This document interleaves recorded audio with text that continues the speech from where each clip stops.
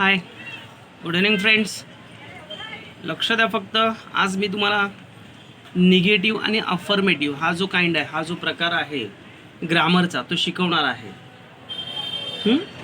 तर मी इथे लिहत नाही, कारण लिहिण्यासारखं बरंच काही नाही आहे. फक्त 2 वाक्य लिहिण्यासारखी आहे, त्यामुळे मी लिहत नाही. तो तुम्हाला याच्यामध्येच एक्सप्लेन करतो.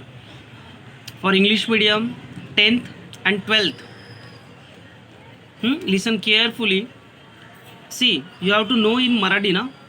सो ज्या वाक्यात इफ इन अ सेंटेन्स ज्या वाक्यामध्ये no, not, never, nothing, nobody, neither, nor, no,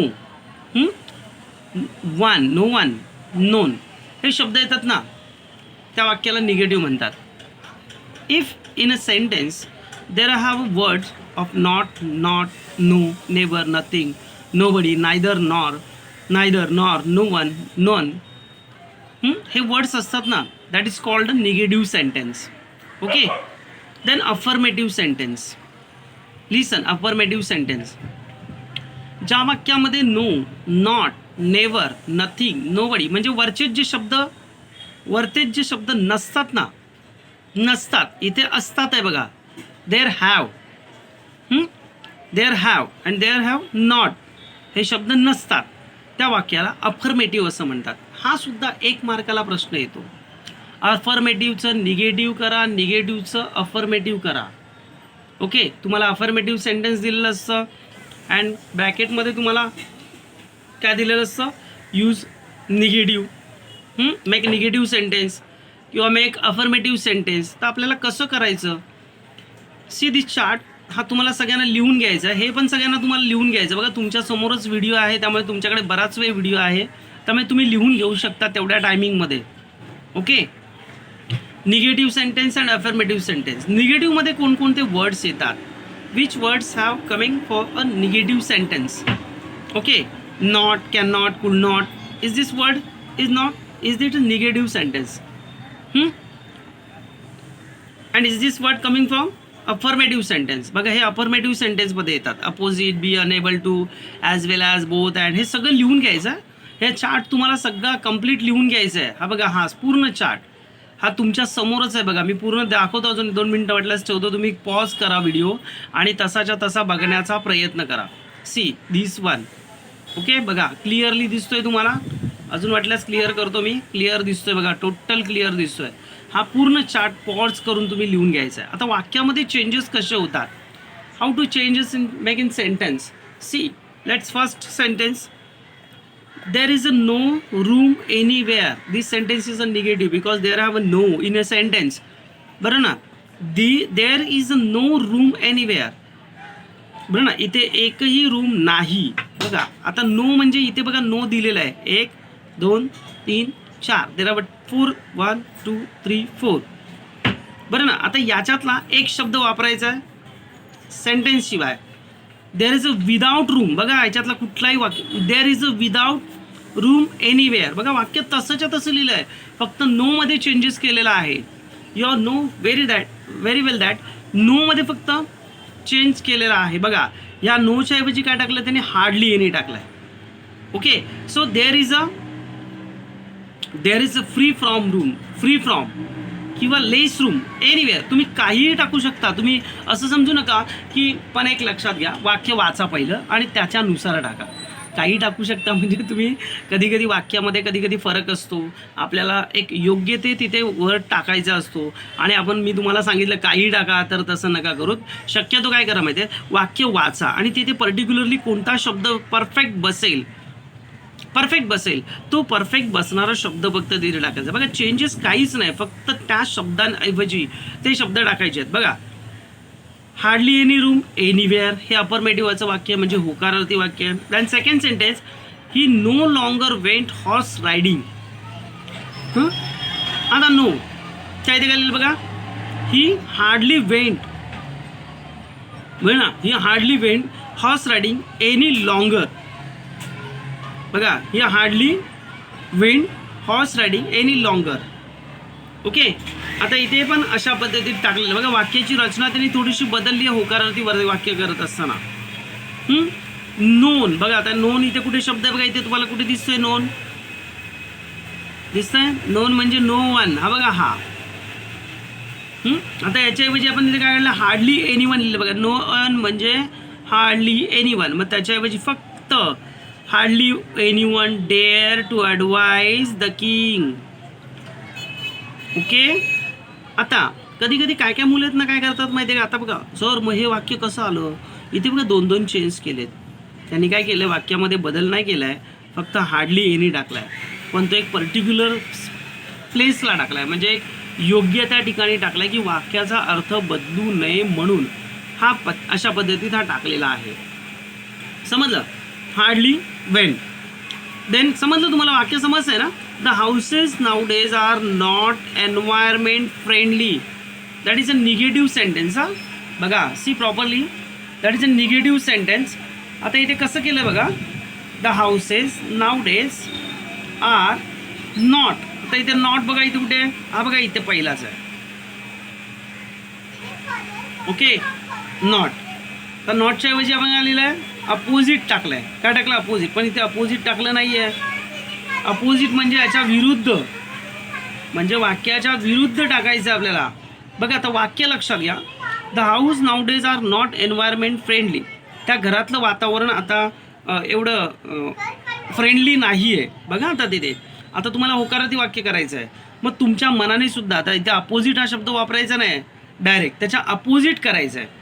म्हणजे the house nowadays are far bring. आता हे कुठे दिसतंय तुम्हाला, इथे नाही दिसलं ना, इथे त्यांनी स्वतःच्या मनाचा शब्द वापरला आहे. ओके, मग तुम्हाला व्यवस्थित म्हणजे याच्या अपोजिट काय वापरता येईल, फॉर बिंग म्हणजे फार वर्षापूर्वीपासून, बरं ना. फॉर बिंग म्हणजे बऱ्याच दिवसापूर्वी कालावधीपासून एन्व्हायरमेंट फ्रेंडली, बरं ना, असं दिलेलं आहे. Then nothing of this would have been possible without you. Negative sentence. Nothing, नथिंगच्या ऐवजी काय लिहिलं आहे, हे बघा इथे, यू सी दॅट. नथिंगच्या ऐवजी आपल्याला हार्डली एनिथिंग दिलेलं आहे. So write there, hardly anything of this would have been possible without you. बरं, these memories would not have been possible. These memories would not. आता बघा, इम्पॉसिबल पॉसिबलच्या अपोजिट वापरलं आहे. आता लक्षात आलं का तुमच्या, बघा आता इथे नॉट होतं, तर तुम्ही तिथे अपोजिट हा शब्द लिहायचा नाही आहे, इथे अपोजिट शब्द घ्यायचा आहे. कशाच्या, पॉसिबलच्या विरुद्ध इम्पॉसिबल घ्यायचं आहे. वुड नॉट काढून टाकला, हॅव बीन इम्पॉसिबल. बघा वाक्याचा अर्थ तोच राहतो. निगेटिव्ह आणि अफर्मेटिव्हमध्ये काय होतं माहिती आहे का नेमकं, की वाक्याचा अर्थ चेंज झाला नाही पाहिजे, पण नकारार्थीचं होकारार्थी झालं पाहिजे. बघा आता तुम्हाला एक लक्षात ठेवा,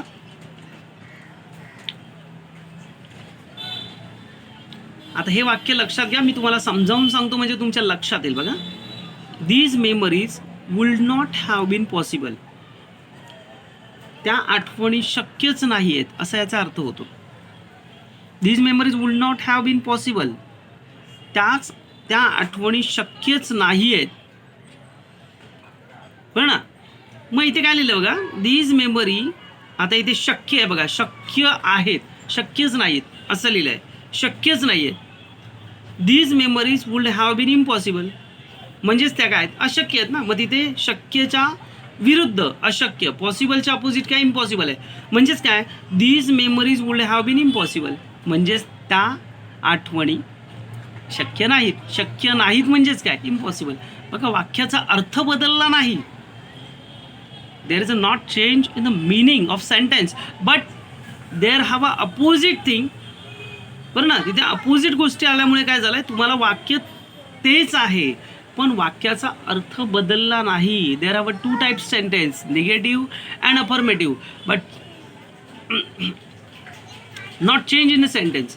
वाक्याचा अर्थ अजिबात न बदलता वाक्य निगेटिव्ह आणि काय करायचं, अफर्मेटिव्ह करायचं. यालाच निगेटिव्ह आणि अफर्मेटिव्ह असं म्हणतात. एक लक्षात घ्या. I have never seen one, I have hardly ever seen one. आता हे वाक्य मात्र, आता हे तुम्हाला सगळी वाक्य करण्यासाठी तुम्हाला काय करायला लागेल बघा, तुम्हाला एक सोपा उपाय सांगतो. कोणत्याही प्रकारचा नो आला ना तर हे 2-4 शब्द लक्षात ठेवायचे. तुम्ही आता चार्ट करताना काय करायचं, हे शब्द लिहायचे. आता इथे 4 शब्द आहेत ना, हा एकच लिहायचा आणि याच्या इथे कॉमा, विदाऊट कॉमा, हा कॉमा, हा कॉमा, हा, म्हणजे याच्यापैकी कोणताही शब्द वापरू शकता. जे शब्द डबल आलेत ना ते तसेच करायचे तुम्हाला, हो ना. लक्षात ठेवायचं काय, तुम्हाला जास्त ठेवायचं नाही आहे. नो सुनरच्या इथे ॲज सुन ॲज आणि हार्डली एव्हर, वेन वगैरे आपण वापरतो ते तर तुम्हाला माहिती आहे. नथिंगच्या इथे हार्डली एनिथिंग, बघा हार्डली एनिथिंग.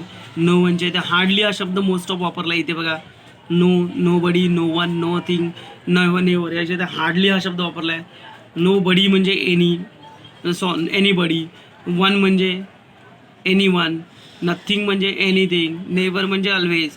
असं म्हणजे काय माहिती आहे, काही गोष्टी आहेत ना त्या एक पर्टिक्युलरली वापरल्यात. जरा डोकं शांत ठेवायचं आणि सगळं विचार करून तक्ता तयार करा. हा एवढाच्या एवढा मोठा तक्ता तयार करण्याची तुम्हाला गरज नाही आहे. सगळ्यात महत्त्वाची गोष्ट तर तक्ता तयार करत असताना कसं करा माहिती आहे, की तुमच्या पद्धतीने करा, की जेणेकरून तो लक्षात राहील. समजलं, अशा पद्धतीत. तर हा छोटासा प्रकार हा लिहून घ्यायचा आहे आणि नंतर मग ही बघा, ही वाक्य मी तुमच्यासमोर आता 1-2 मिनटं ठेवतो, म्हणजे ही वाक्य पण तुम्ही तिथे पॉज करून तुम्ही लिहू शकता. हे बघा, ही वाक्य लिहून घ्या, म्हणजे तुम्हाला कशा पद्धतीत चेंजेस येत आहेत, कशा पद्धतीने वाक्यामध्ये चेंजेस करता येतील हे तुमच्या लक्षात येईल. आणि ही वाक्य पण तुम्ही लिहायची आहेत. ओके, सगळ्यांनी लिहायचे आहेत. कॉमर्स, सायन्स, आर्ट्स, बरं ना. 10वीची मुलं यांनासुद्धा येतो. 8वीच्या पण मुलांना मी हे पाठवणार आहे. 8वी-9वीच्या मुलांनासुद्धा हा प्रकार येतो. सो त्यामुळे एक कन्सिडरली लक्ष करा. बघा, 1 मार्कसुद्धा आपल्याला परीक्षेला महत्त्वाचा असतो. 1 मार्कसुद्धा आपल्याला काय असतो, परीक्षेचा महत्त्वाचा असतो. त्यामुळे नीट लक्ष द्यायचं आणि नीट लक्षात ठेवायचं. ओके. आता पुढे थोडं तर थांबवतो आणि एक पुढचा प्रकार एक आपण अजून घेऊया.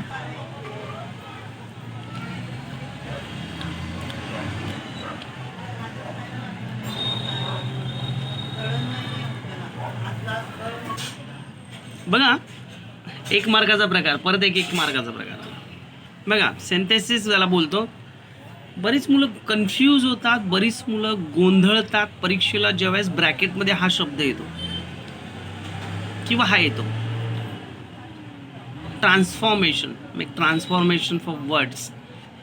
ट्रान्सफॉर्मेशन म्हणजे काय, एका शब्दामध्ये चेंजेस करायचे असतात. जे शब्द वाक्यामध्ये आलेले असतात ना त्या शब्दामध्ये चेंजेस करायचे.